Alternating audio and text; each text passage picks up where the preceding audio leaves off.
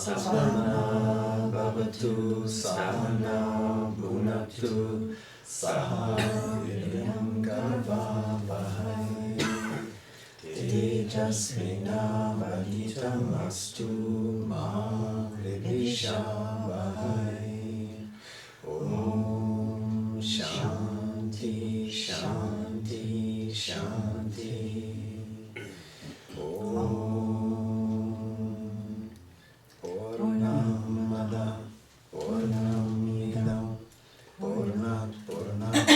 Mudhyate Purnasya Purnamadaya Purnameva Vashishyate.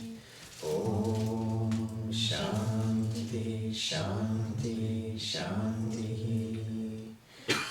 Om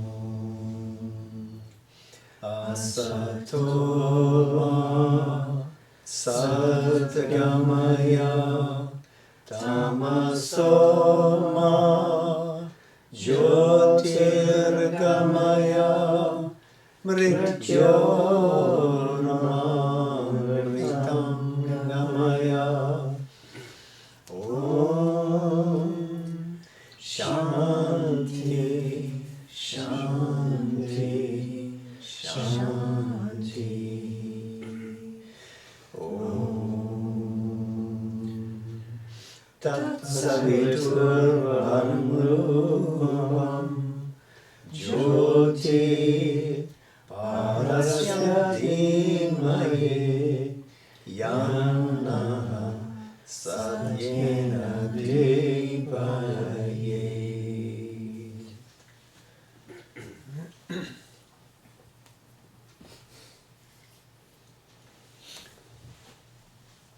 Last week we spoke about the life and the teaching of the Buddha, that he was from the Kshatriya class, that he was from a region in India which did not accept the superiority of the Brahman priesthood, that the way of wisdom that he worked out was so effective that hundreds in his span of life, 80 years, were able to reach the fullness of realization that he offered in his path. They experienced nirvana, the blowing out of our pursuit of a limited self, a kind of fiction, because the self that we know, most of us, is simply constituted of natural elements which come into being through some process, persist for some time, and then pass away. And if that's what we are, then we have a certain ending. We persist by clinging to the sense of what we are. And this clinging leads us to pursue objects of desire, to pursue things that are evanescent in themselves, and to suffer as a result. It is often thought that Buddha taught primarily a path of meditation to lead to nirvana. And that, of course, has received a great deal of attention over the last couple of millenniums. But he also describes in the Te Vidya Sutta 4 boundless states which can lead one to this liberation that he described. Love, compassion, joy, equality. So that if you take these up as active stances in life, they dissolve this identity that we try to force upon this limited self we think ourselves to be. And nirvana is the result. This is not simply found in this particular sutta.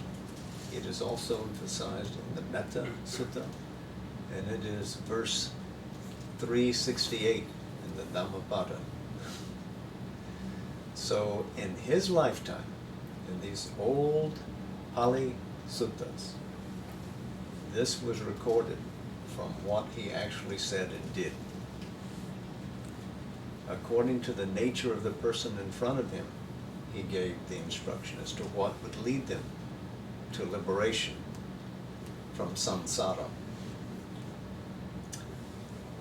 And as Richard Gombrich has noted in the last several years, if this teaching had been seen for what it is in the early times and not misunderstood, the whole development of Mahayana might not have been necessary. If they had understood that love is a doctrine that liberates as well as meditation. In fact, during the Buddha's life, there is no description of the 4 jhanas, the 4 states of meditation, which become so powerful an element of later Buddhist meditational approach. They are not there. But the fact is that the Buddha had, from his early years, some introduction to the Brihadaranyaka Upanishad especially. And so, in couching this teaching of love and compassion, which he gave to 2 young Brahman students who were coming to him for some advice as to how to attain the worlds of Brahman, because he spoke to them in ironic terms and with the understanding that, aha, I too know what you're talking about when you speak of Brahman, and I know this Upanishad that you're speaking of in the famous 5 fires section of the Brihadaranyaka.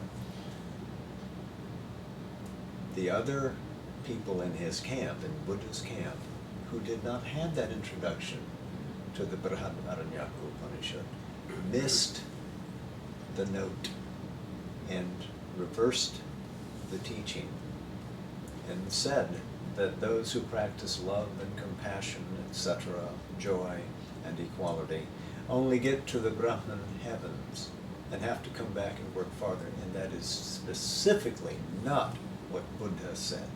He said, no, you will get to liberation. You will get beyond this conditioned state of being. You get beyond dependent origination. So I mentioned that just as an encouragement about how much love the Buddha must have had, as well as knowledge. He might have been a great general of spirituality in originating and organizing his renouncers.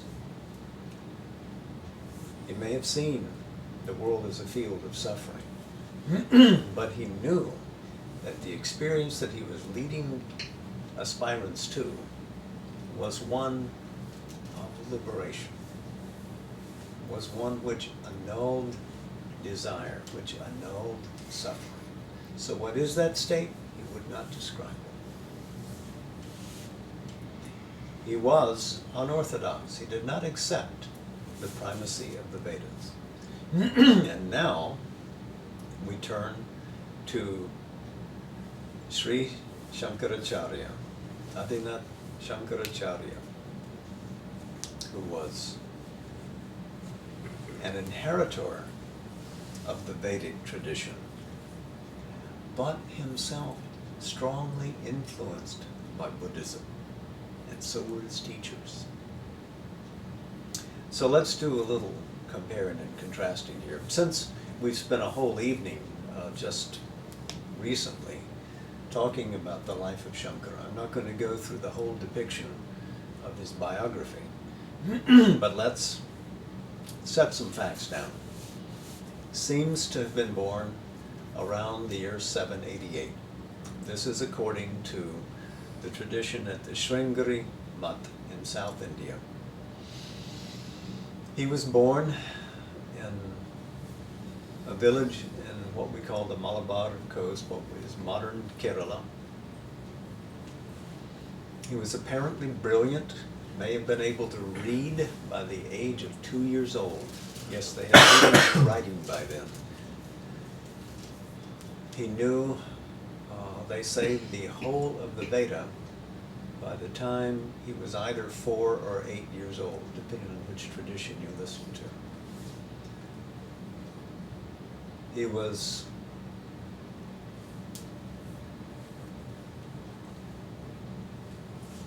left with only his mother before he was 9 years old because his father died suddenly. His mother had to give him his sacred thread. This is a young boy who was, in a sense, already a repository of Vedic and spiritual knowledge, and so wanted to do what many were doing in the world then, that is to renounce the world and go away. And his mother said, "You're my only son, I cannot let you go." Tradition has it that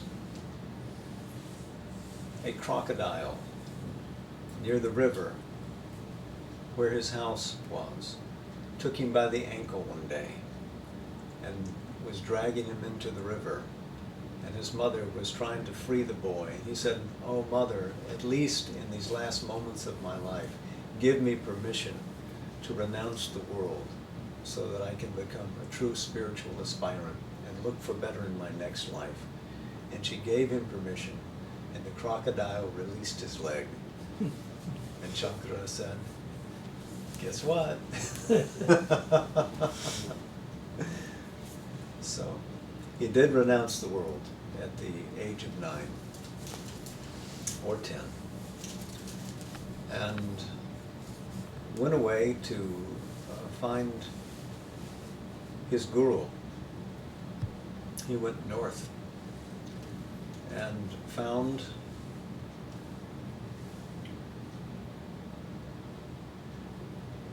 Govinda, whose own teacher was Gaudapada.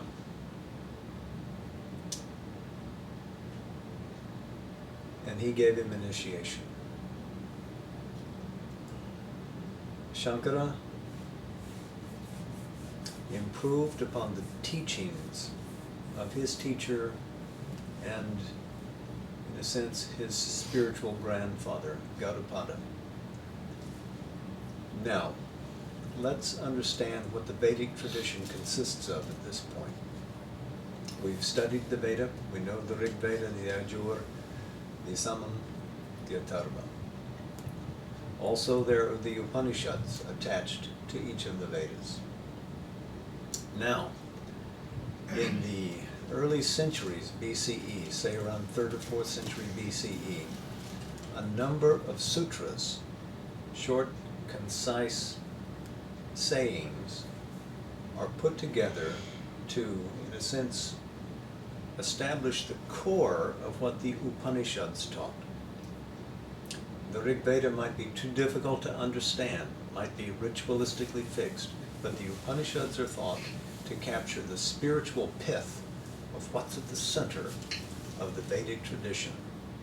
But the Upanishads are also numerous, and they have many teachings. So what is the core? So the Brahma Sutras come into being. And that, along with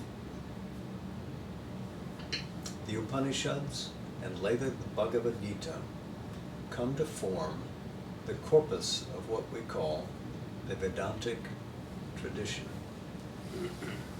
This is what people can really work with. This is supposed to be understandable. The problem is that the Brahma Sutras are almost impenetrable. They're written so compactedly that you can get several interpretations from every sentence. So Gaudapada had written a commentary only years before Shankara arrived at this place. And this commentary reveals strong influence from the Buddhist Mahayana teachings. The terminology, the very logical forms that are used are all reminiscent of Buddhism. but where Buddhism described a world of suffering built up from elements which we know not where they come from or where they're going.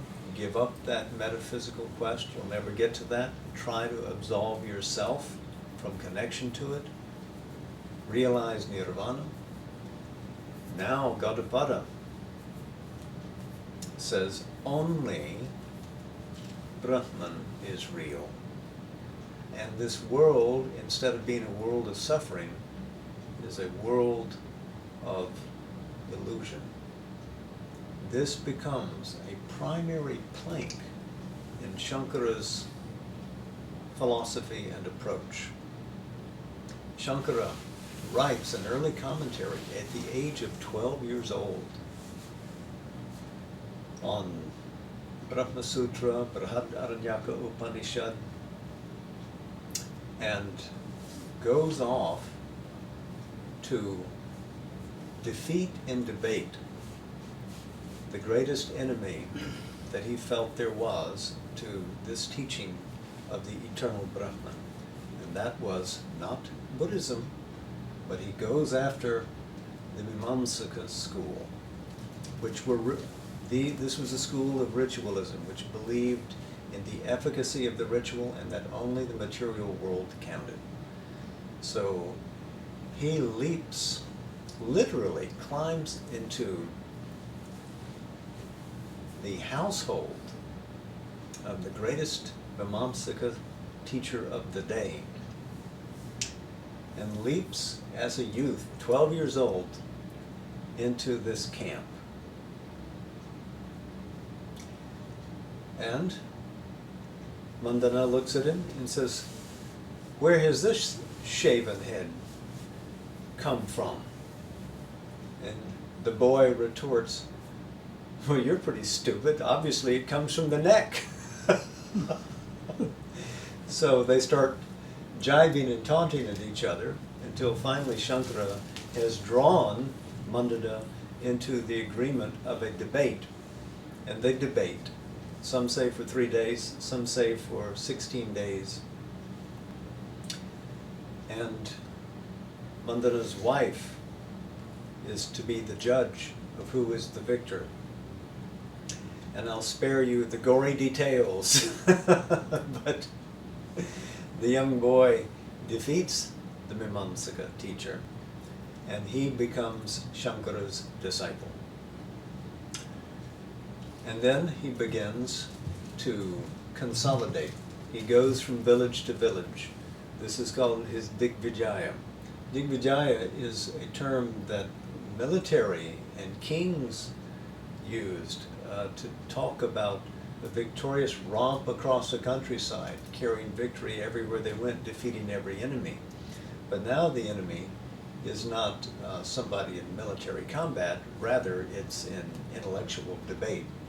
And Shankara, even at the age of 12, cannot be defeated. Just as Buddha, nearly 1,000 years before, could never be bested in debate, so is Shankara, but his logic is even more sharp. If you go back and read the Brihadaranyaka commentary, his gloss, his bhashya, or what he's written on the Brahma Sutras, you get something. I think I sent to you this wonderful work, Viveka Chudamani, which is Crest Jewel of Discrimination. This is a work that's original to him, and while it sets out wonderful aphorisms, it doesn't have the logical consistency of what he did in these earlier glosses. So if you want to see him at his sharpest, you have to go read those. But you can see even in this Viveka Chudamani, first he's approached by a seeker who wants to know what is the path to knowledge, who presents to him 7 questions. Shankara takes up the 4th question first, and then the 5th, and then the 6th, and only then takes up the others. He reverses the order, because the first thing that he wants to do is show you the path to liberation. To liberate us from what? To liberate us from what? We have to understand what we are and what we are not. We have to see what we are and what we are not. There is a reality and there is an appearance.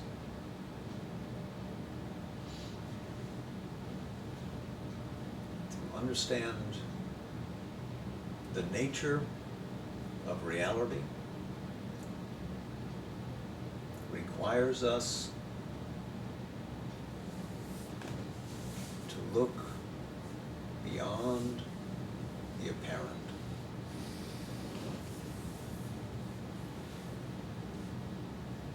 We see in the murky shadows of dusk something stretched out on the road in the distance, and it looks to us like a snake. We're afraid.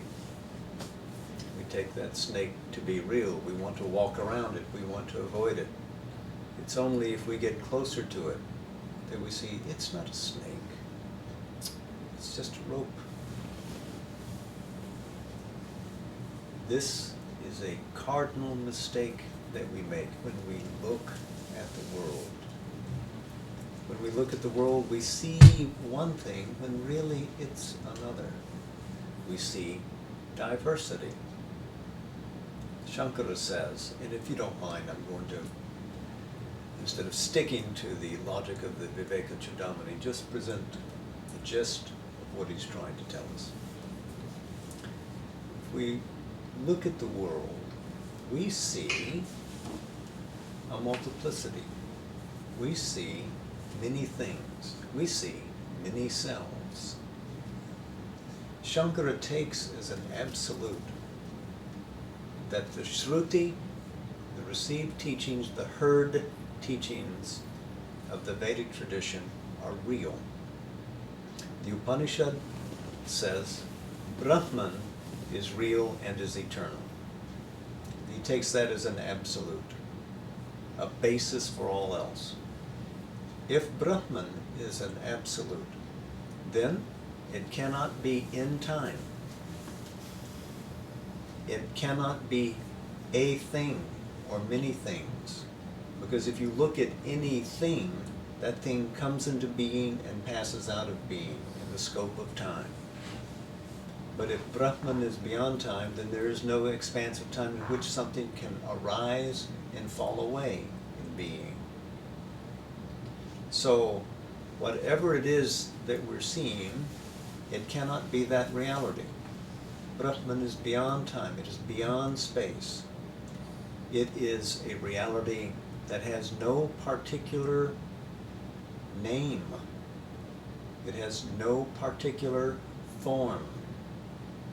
If we take clay and we bake the clay after shaping it into the form of a pot, we look at that and we say, that is a pot.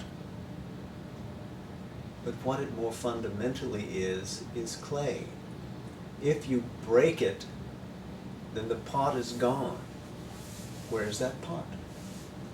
The clay remains. The clay can be mixed up again, recycled, reused, and it comes back in a different form. What has persisted is the substratum. What has disappeared is the thing that appeared to be real. Disappeared. And just so, when we look at the world, we think we see something moving. But if the real reality is what is timeless and absolute, then this world that we see must be like that snake. It really is a rope, and we are interpreting the terms of the apparent conditioning of the world as being genuine. We're making a fundamental mistake. So, there's another kind of illusion. what if there is a conch, a white conch shell, and we take a pane of glass, which is yellow in covering, and we look at that conch shell through that glass, we think whatever it is on the other side, it's got to be yellow. But if we get a different vantage, if we're able to step away from that yellow pane of glass and see, we can see, all along, it was really white. It wasn't yellow, it was really white. Or what I thought was white was really yellow. But that thing is there. That thing is more like what we are. It really was there, but there was an imposition, there was something standing between, an upadi, to stand between the reality and the perceiver. What is true in all cases was the perceiver. Shankara says the one thing you can never doubt is the reality of your own being. But the being that you think you are isn't what you see. And now Shankara refers back and says, when you look at what you think is the composition of the world, or the composition of yourself, using the terminology of the Sankhya, it's back. All of this is constructed externalities. You are not that. What you are is an unpartite self, an Atman, which is the same thing as saying Brahman. There is no difference. So the distinction between self and Brahman does not count. He said, but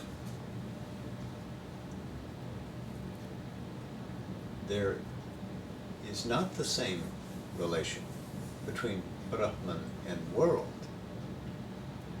The self, the core of the self, is real.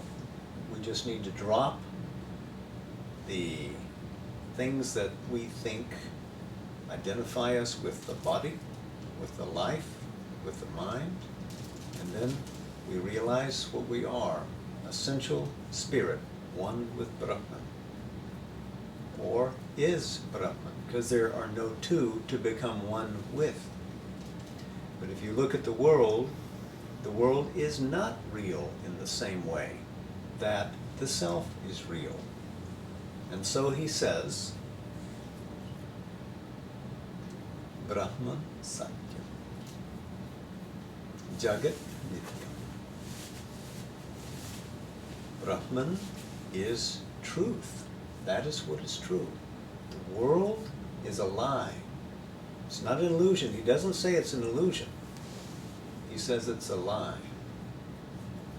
He says it is neither real nor unreal. He doesn't say that the world is an unreality, but he says it is neither nor. So that thing which you know not to be nor not to be, does that make sense? Step away from that and realize what is fundamental. So look at your states of your awareness. Look at the things that cover over this essential reality that you are. There's this gross annamaya kosha. There's this gross physical body made of food, comes into being, passes away.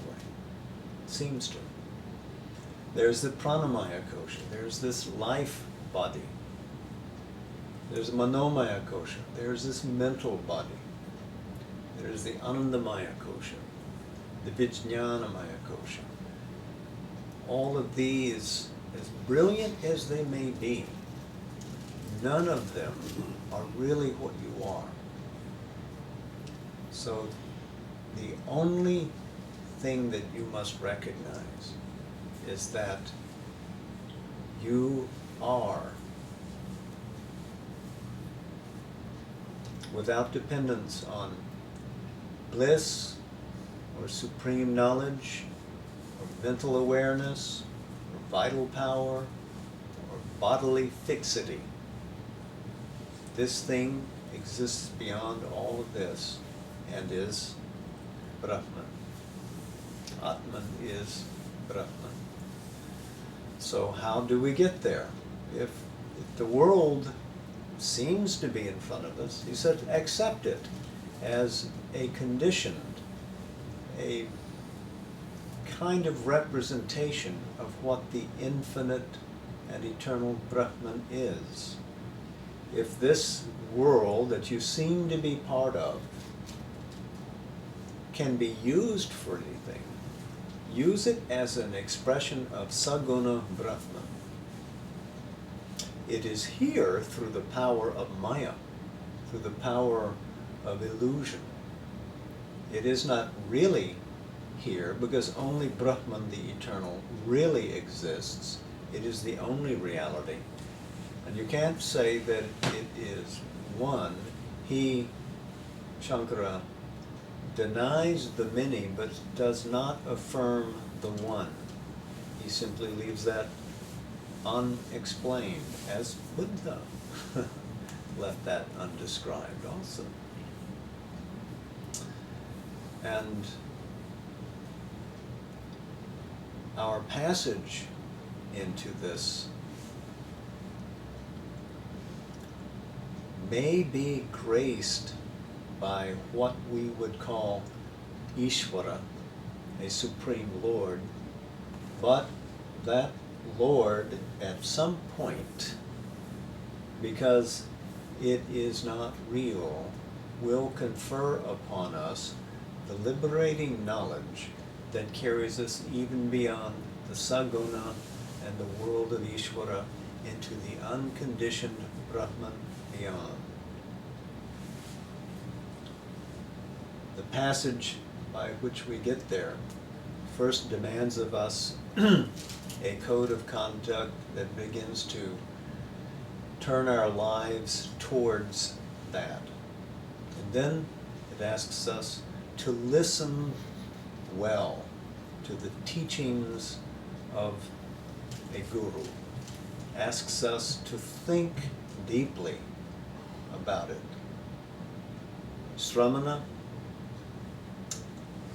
it's not it. And manana, and finally nididhyasana, which is meditation.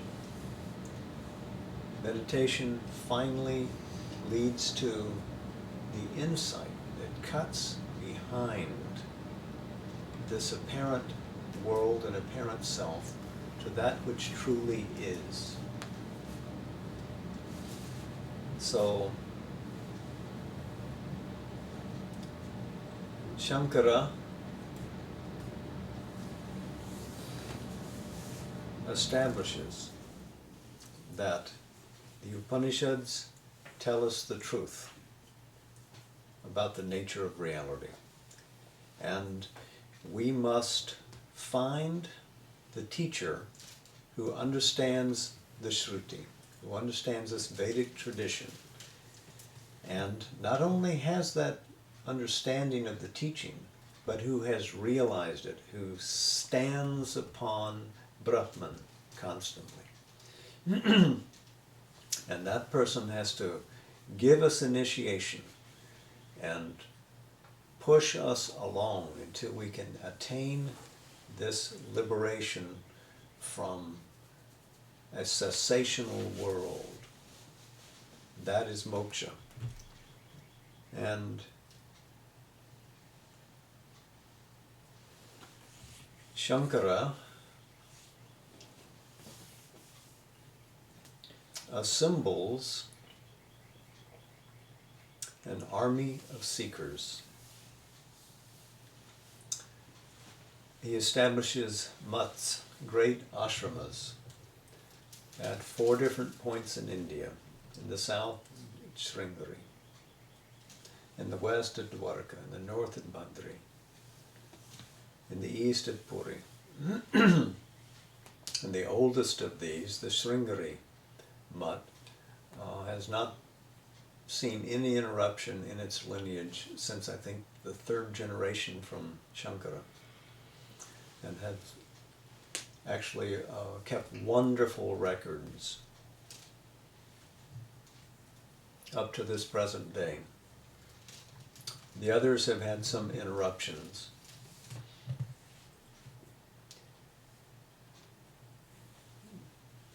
These are renouncers of the world who are called ekadandis, those who carry the one staff. Different from others who also carry staffs, like those who carry the trident representing Shiva, etc. So now this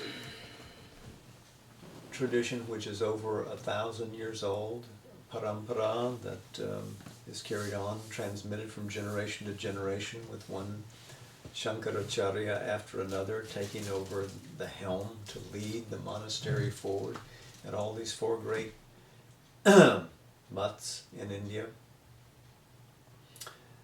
continue to be the strongest champions for pure Indian philosophy anywhere.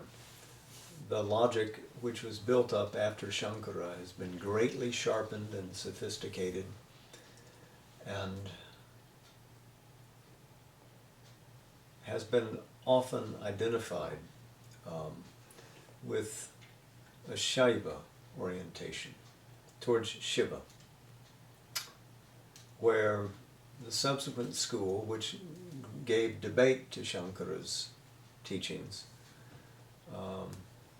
which instead of being absolute in its Vedanta, has a qualified approach to reality, was established by Ramanuja, who was a Vaishnava, a devotee of Vishnu.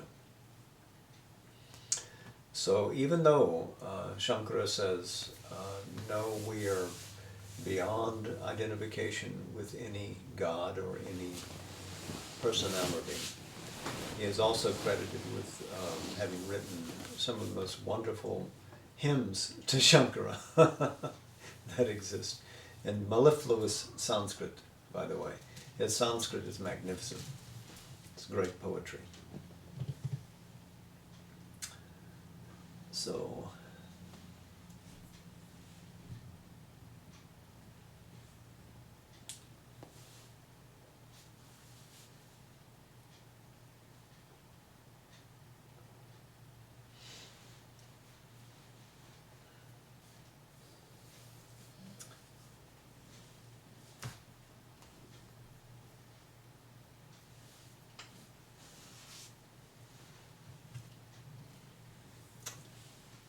I should mention to you in this context that Robert and Jan Kleinman in 1969 and 70 went to live in India for a year,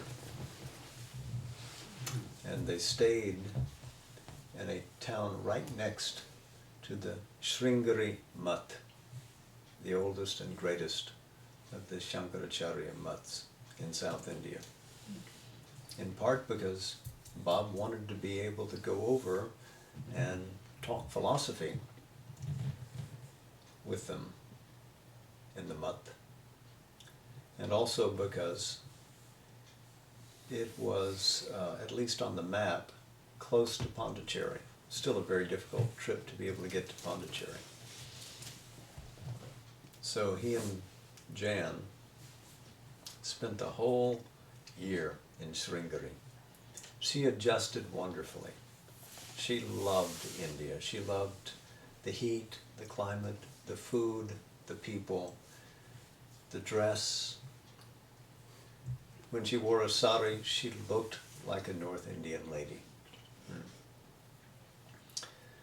And if I may, when she went to see the mother in the Sri Aurobindo ashram, and she was climbing the stairs to go and see her, she suddenly burst into tears. She didn't know why.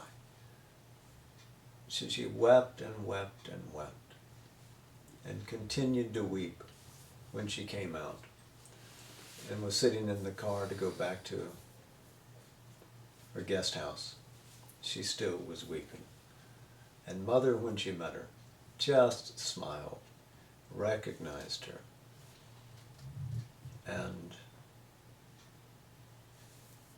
Jan's good friends there in the ashram, Amal Kiran and Arindam Basu, said, "Oh, what Mother has done is stirred awake the psychic being in you and brought it to the front." And it was so. Jan lived in the felicitous psychic consciousness. Much of the time she was in Pondicherry, floating into it, coming out of it, but always that sense of felicity and peace that is present when the soul is near was there in her.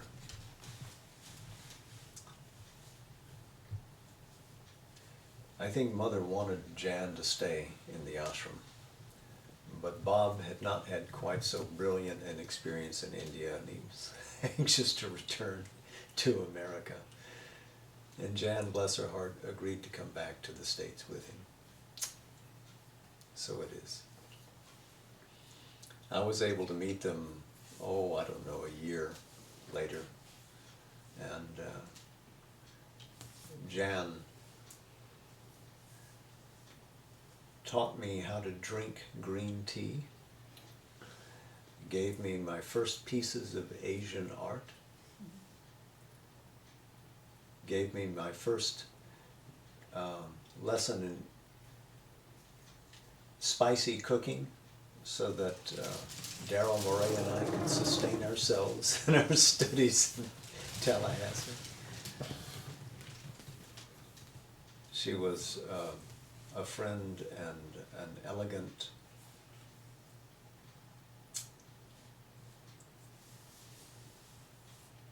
representative of beauty and aspiration.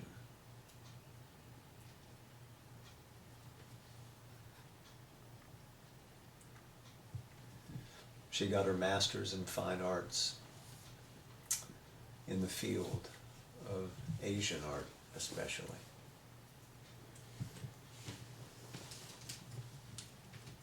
Drew and painted herself, did lots of wonderful photography. I've still got many of her pieces that she shared with me. And in these last years, she has borne gracefully the process of deterioration that detaches the soul from the body. And in fact, this afternoon, just before 4 p.m., she left her body.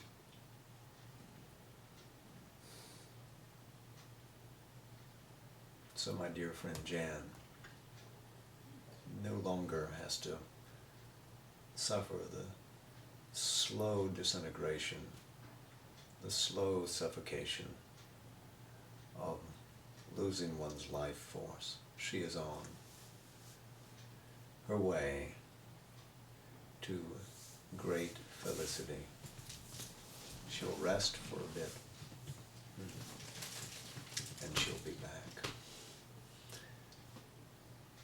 Our work here, as much as we think we've done, has hardly begun. So I ask you this evening if you will share some of the love and the light that you possess with her, and wish her well, and offer her a boost as she moves beyond to those other shores.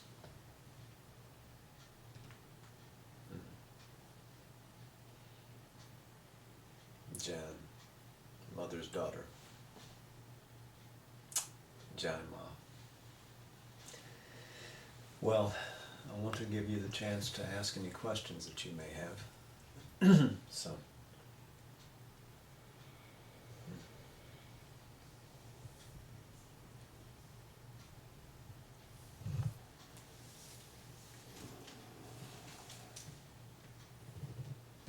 Good. We'll go for our meditation. Namaste. Jai Ma.